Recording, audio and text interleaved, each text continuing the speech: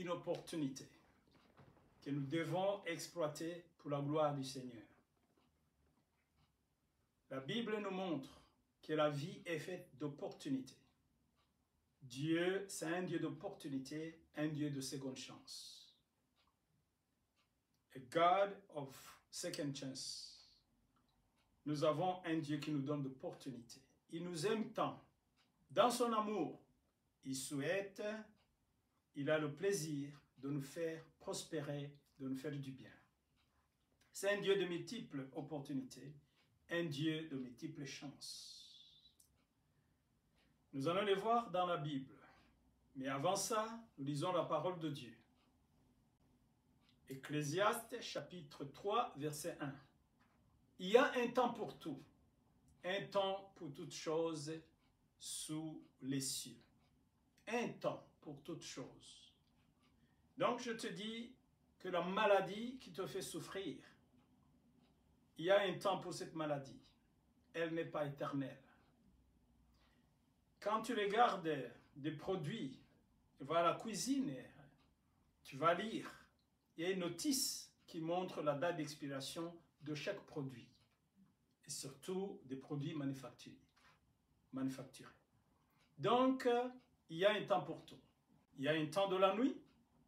Et quand le temps de la nuit est terminé, la nuit doit disparaître et le jour doit apparaître. Il y a un temps pour l'hiver, il y a un temps pour l'été. Rien ne dure éternellement. Mais Dieu donne l'opportunité pour que tu sortes de cette souffrance. Et aujourd'hui, on va les voir. Comment devons-nous nous comporter pour sortir de cette tunnel? Voilà. Donc, la Bible nous dit, en Romains chapitre 8, verset 28, « Nous savons que toute chose concourt au bien de ceux qui aiment Dieu, ceux-là qu'il a appelés selon son dessein. » Donc, Dieu nous donne l'opportunité et il veut transformer toute chose en notre bien. N'appelle jamais une situation qui se présente, ne l'appelle jamais un problème, aussi longtemps que tu es l'ami de Dieu. C'est une opportunité. Je vois Shadrach, Meshach, Abednego. On les a présentés une fournaise ardente, comme si c'était un problème majeur, terrible. Mais quand tu regardes bien, à la fin de cette fournaise, le feu était venu pour deux choses. La première des choses, c'était pour consumer les chaînes qui les avaient ligotées. Parce que la Bible dit, le roi, il a dit, je vois 4 personnes dans le feu qui sont libres. Alors que nous avons jeté 3 personnes dans la fournaise ardente qui étaient ligotées. Maintenant, j'en vois 4 qui sont libres. Donc, le feu était venu pour les libérer. C'est un feu de délivrance. Chaque opportunité. Pourquoi? Ils étaient les amis de Dieu. C'était dépendamment de leur comportement au préalable, avant que cette situation se présente. Donc, deuxièmement, le roi les a fait sortir de la fournaise et les a élevés en dignité. Ils sont devenus des gouverneurs de ce pays à la sortie de la fournaise. Ça a été la même chose pour Daniel quand il est sorti de la fosse au lion, de Lion Den. Quand il est sorti, il est devenu le grand gouverneur dans le pays. Donc c'était le feu qui était venu les élever. Des fois, on n'exploite pas les occasions qui se présentent devant nous. Pourquoi? Parce que, de prime abord, quand on les voit, c'est comme si ils ne présentent rien de bien. Donc, they don't smell opportunity. They don't reflect anything good when you look at them with your naked eye. Quand tu les regardes, c'est comme s'ils ne présentent rien de bien. Mais derrière ça, ça cache l'opportunité. Parce que tout concourt au bien de ceux qui aiment Dieu. Donc, ça cachait des bonnes choses.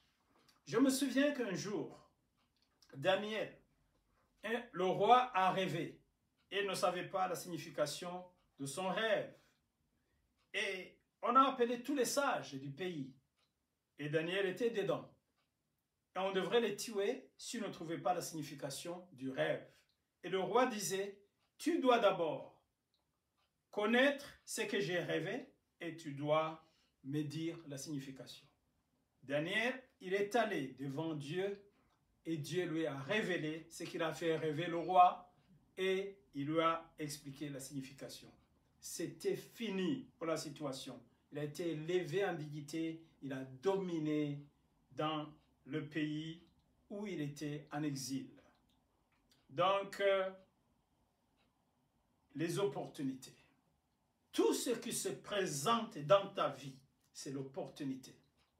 Tu peux l'exploiter. Et avec Dieu, c'est l'exploitation, c'est la richesse. Deuxième chose qui nous pousse à ne pas exploiter les occasions. Deuxième chose, c'est que les opportunités, ils n'annoncent pas qu'ils vont venir. They don't call us ahead of time. Ils n'appellent pas au téléphone, ils disent « Préparez-vous, je vais venir ». Ils viennent comme de surprise. C'est pourquoi on ne les exploite pas. La Bible dit, Abraham, il a vu, il était juste assis devant sa porte. Il a vu 3 hommes qui passaient à côté de sa tente, sa maison. Et ces hommes-là, un parmi eux, lui a annoncé la naissance d'Isaac. Mais on va voir comment on se comporte quand les opportunités se présentent. D'abord, il faut que tu sois préparé toujours à faire du bien. La Bible dit, jette ta sémence à gauche et à droite, tout près et loin, parce que tu ne sais pas que ce qui poussera, c'est ceci ou c'est cela. Fais du bien à tout le monde. La Bible dit, nombreux, ils ont accueilli des anges sans le savoir. Ils ont donné la place pour dormir aux anges et les anges les ont bénis. Donc l'occasion, il peut se présenter n'ayant pas la forme d'une opportunité ou d'une occasion à exploiter. C'est à toi d'être disposé à faire du bien chaque fois que tu as l'occasion. Donc, dispose-toi à faire du bien. Toutes les fois que tu as l'occasion, dispose-toi à faire du bien. Manoah, la femme de Manoah, un jour, elle était au champ, en train de cultiver. Elle a vu un ange qui s'est présenté. Et puis, plus tard, l'ange est revenu parce que notre Dieu, c'est un Dieu de second chance. Un Dieu de deuxième chance. Avant, il n'avait pas exploité cette occasion. Mais deuxième fois, l'ange est revenu et la Bible dit, elle est allée appeler son mari. Le mari est venu, on a donné le sacrifice à cet ange. Et l'ange leur a dit que la femme de Manoah mettra au monde un garçon, il appellera Samson, il sera le juge d'Israël, il sera grand. Il lui a dit ce qu'il ne doit pas manger, ce qu'il ne doit pas boire, le comportement pour avoir cet enfant. Mais l'ange était une occasion. Mais quand on a donné sacrifice à cet ange, l'ange leur a donné la bénédiction. Donc ça dépend du comportement pour exploiter une occasion qui se présente. Prépare-toi à faire du bien chaque fois que l'occasion se présente. Manoah, il était prêt à faire du bien à cette visitation. Parce que la bénédiction te visite avec un visa de visiteur. Mais quand tu l'exploites bien, il prend ce qu'on appelle la résidence permanente. Il réside. Donc ça dépend de comment tu l'exploites. Jésus aussi, il vient, il dit, je me tiens à la porte et je tape. Si quelqu'un ouvre et qui me laisse entrer. Je vais m'asseoir et je vais souper avec lui ou avec elle. Donc, je vais partager. Tu n'auras plus mes problèmes, tu auras nos problèmes. C'est-à-dire, tu vas partager ce que tu appelles les problèmes avec Jésus. C'est-à-dire, ça sera vos problèmes avec lui. Et quand ce sera vos problèmes, c'est lui qui va les régler parce que cette fois-ci, c'est vos problèmes. Et ces problèmes, il va les tourner en bénédiction. Donc, Abraham, il s'est comporté bien, il a nourri ses anges, ces 3 hommes, et il a cherché quelque chose, il a tué le veau gras, il a fait de la viande, on a amené de la farine, on a préparé du pain, et puis ils ont mangé, ils l'ont béni, et c'est comme ça qu'Isaac est né. Donc, voilà, une préparation pour faire du bien.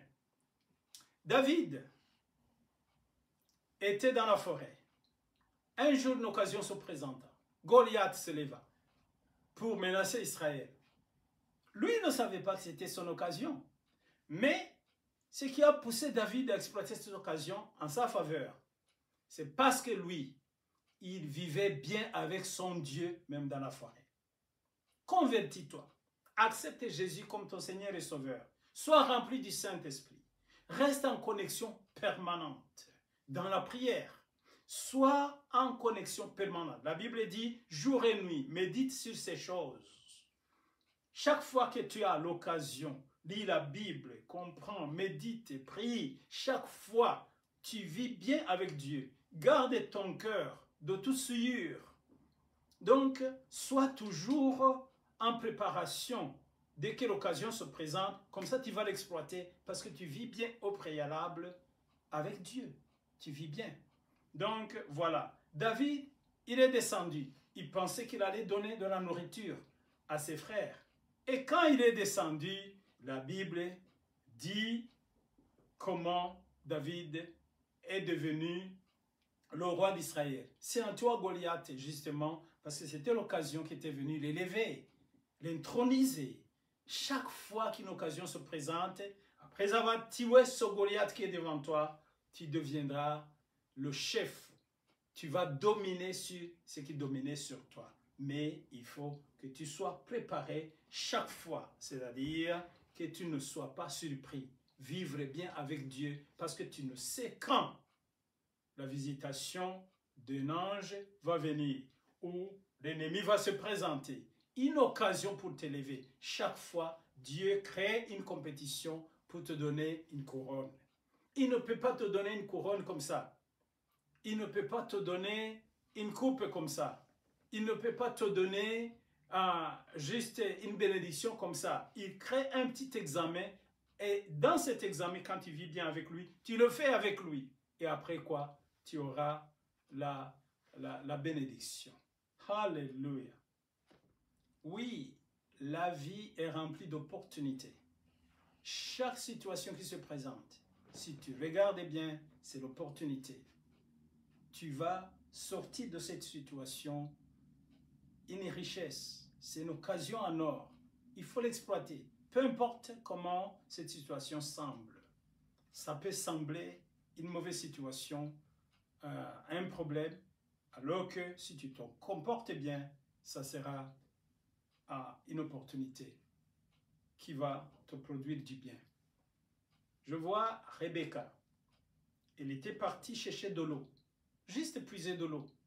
Et là, elle a rencontré le serviteur d'Abraham. Juste, elle s'est comportée bien.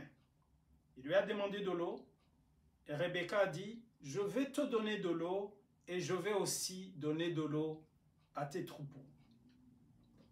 Donc, quand elle l'a fait, c'est comme ça qu'elle est devenue la femme d'Isaac.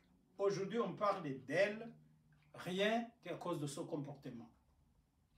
Quand tu regardes bien, Rahab, elle a vu les espions qui étaient venus dans son pays. Elle les a cachés. Et comme ça, elle a sauvé sa vie, elle a sauvé la vie de sa famille. Elle est devenue une femme célèbre alors qu'elle était prostituée Mais le fait de changer et de se repentir et de se comporter bien envers les espions de Dieu, c'est-à-dire qui étaient comme des anges, elle est devenue une femme aujourd'hui célèbre qui est dans les grands-parents de Jésus-Christ. Donc voilà. Deuxième qualité, à part faire du bien chaque fois que tu as l'occasion, il faut que tu sois quelqu'un qui est déterminé. Dans décision de faire du bien. Ce n'est pas faire du bien et quand quelqu'un te décourage, tu les laisses. Non, il faut que tu sois déterminé, qu'il pleuve, qu'il neige, continue à faire du bien. Nous voyons une femme qui s'appelle Ruth. Ruth, c'était une femme qui était cananéenne. Et cette femme était une étrangère. Mais elle a été déterminée à ne pas lâcher Naomi. Et c'est comme ça qu'elle est devenue la femme de Boaz. Et plus tard, elle est devenue une des grands-parents de Jésus-Christ. Donc voilà, il faut être déterminé. Donc, il faut faire du bien et en être déterminé. Faire du bien chaque fois que tu as l'occasion. Donc, je vais parler des défauts, de ceux qui perdent l'occasion. Ou une fois, ils ont exploité une occasion, ils ont eu la gloire. Mais la gloire n'est pas aussi permanente. Si tu ne regardes pas bien, tu peux perdre ce que tu avais eu. Quels sont les défauts? Premier défaut, ce sont des gens qui oublient d'où Dieu les a tirés. N'oublie pas le désert. N'oublie pas. Deuxième défaut, ce sont des gens qui deviennent ivres. Ivres de la gloire. Ils sont ivres de la gloire. Donc, n'exagérez pas. Quand tu manges, sache que l'ennemi ne veut pas que tu manges. Quand tu bois, sache que l'ennemi rôde autour de toi et il ne veut pas. Ça lui fait mal quand tu respires, ça lui fait mal quand tu chantes, ça lui fait mal quand tu avances. C'est pourquoi des fois, il peut venir directement ou passer par les gens. Sois toujours vigilant. Garde cette situation parce qu'il y a les jaloux autour de toi. Troisième chose, des gens qui perdent la gloire. Ce sont des gens qui ont brûlé les étapes pour entrer dans la gloire. La Bible dit, je ne vais pas chasser tes ennemis pendant un jour, une nuit ou même une année. Je vais les chasser tout doucement. Et chaque étape où je te fais arriver, je vais t'enseigner. Tu vas apprendre. Et comme ça, quand tu seras dans la gloire, tu sauras comment gérer la gloire. Parce que tu es monté à chaque école, à chaque étape, c'est une école et tu as appris. Tu as appris. Donc, tu n'as pas brûlé les étapes. La Bible dit, quand tu pries pour les leaders dans l'église, il dit, cherche ceux qui ne sont pas nouveaux dans la conversion. Ceux qui ne sont pas nouveaux. Donc, qui sont anciens, qui ont vu des choses il y a des choses que nous apprenons par expérience au fil du temps que nous vivons dans ce monde. Donc, ne te précipitez pas. Allez tout doucement, étape par étape, et laisse Dieu t'enseigner. Alléluia. Maintenant que tu sais que chaque occasion qui se présente, c'est une occasion à exploiter. Selon ton comportement, il va produire du bien pour tout le monde, mais en commençant par toi. Donc, la Bible dit, mon peuple périt par manque de connaissance. Maintenant, tu ne périras pas parce que maintenant tu connais que chaque occasion avec Dieu, c'est une occasion en or. Tu peux l'exploiter. Maintenant, tu peux savoir que le négatif qu'on t'a donné, à un certain moment, c'est pour t'orienter ailleurs. Et dans le domaine où on t'oriente, ça peut être le domaine pour lequel Dieu t'a appelé et Dieu sera avec toi et c'est alors que tu seras productif. Donc, chaque occasion peut être une occasion en or si tu es avec Dieu. Donc continue à s'aimer. C'est le moment pour exploiter chaque occasion. Ne sois pas découragé par toute chose qui se présente devant toi. La réponse qu'on te donne, ne prends pas cela comme la fin du monde. Ça peut être positif. Il cache une richesse.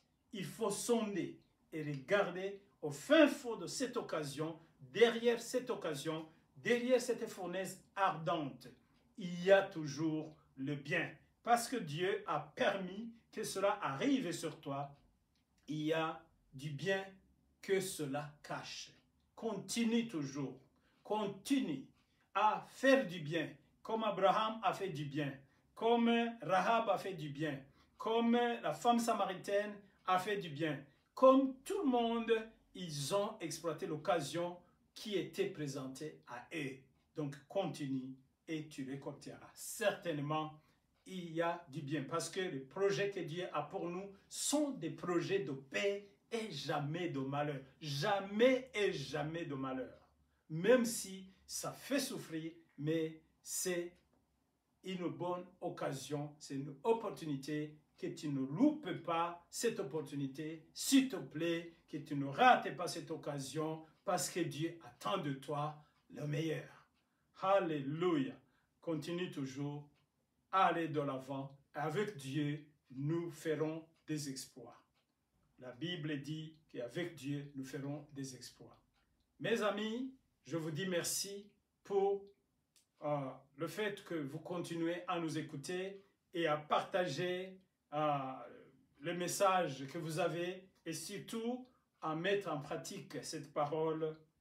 Ça vous fera du bien pour vos familles, pour vos descendants, pour vos pays, pour tout le monde. Donc, ça vous fera du bien et ça vous donnera la vie éternelle et le salut actuel.